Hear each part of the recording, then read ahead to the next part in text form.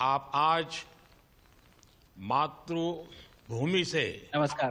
भारत भूमि से सबसे दूर है, लेकिन भारतवासियों के दिलों के सबसे करीब है।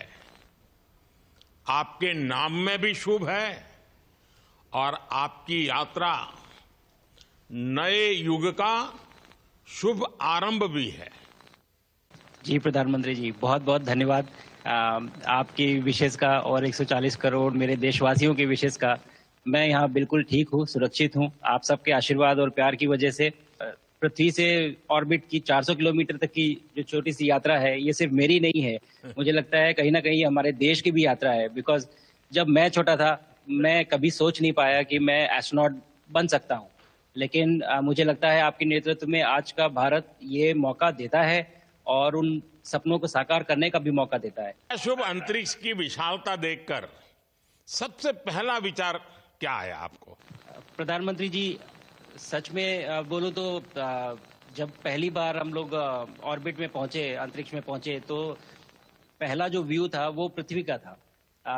और पृथ्वी को बाहर से देख के जो पहला ख्याल और पहला जो थॉट मन में आया वो ये था कि पृथ्वी बिल्कुल एक दिखती है। मतलब बाहर से कोई सीमा रेखा नहीं दिखाई देती, कोई बॉर्डर नहीं दिखाई देता।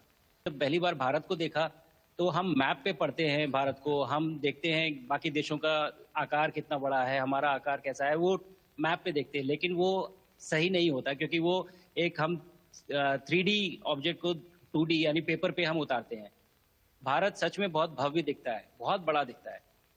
जितना हम मैप पे देखते हैं उससे कहीं ज्यादा बड़ा। और